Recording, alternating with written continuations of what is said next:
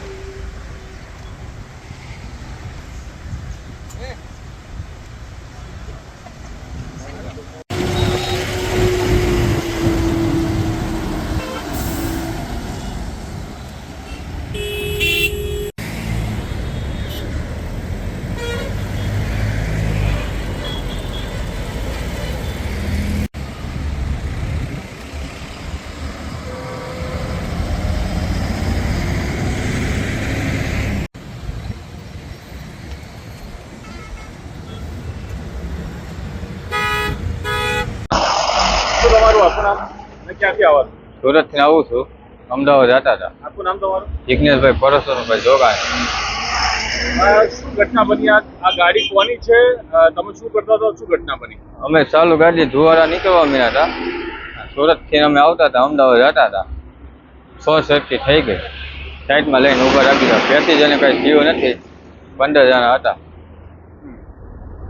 કેવી રીતે આગ લાગી ને આગ લાગ્યા પછી શું થયું? આગ લાગ ધુવારા નીકળવા મીના ને ખબર પડી કે મેં સાઈડમાં દબી દીધી, ઊભી રાખી દીધી સીધે. બરાબર. કેટલા પેસેન્જર અંદર સવાર? 15 જણા.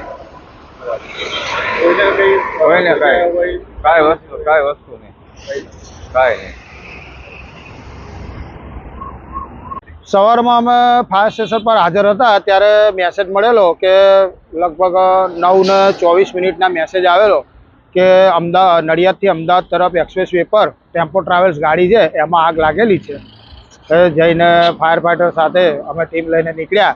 સ્થળ પર પહોંચીને જોયું તો ગાડીની અંદર આગ ચાલુ હતી.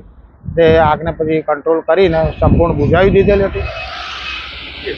કેટલા પેસેન્જર સવાર હતા? ગાડી ક્યાંથી ક્યાં જઈ રહી હતી? લગભગ ડ્રાઈવરને જણાવ્યા મુજબ અમે ડ્રાઈવરનો સંપર્ક કરીને બધી પૂછતાછ કરતા ગાડી સુરતથી અમદાવાદ તરફ જતી હતી.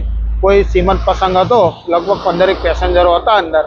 તે ડ્રાઈવરના જણાવ્યા મુજબ ગાડીની અંદર ધુમાડા દેખાતા એણે ગાડી સાઈડ પર કરી દીધી અને પેસેન્જરો નીચે ઉતરી એટલે કોઈ જાનહાની થયેલ નથી. અંદાજે કેટલો સમય લાગ્યો આગ બુઝાવતા? કેવી સ્થિતિ હતી? આગ લગભગ 20 મિનિટની અંદર અમે કામ સંપૂર્ણ પૂરું કરી દીધું.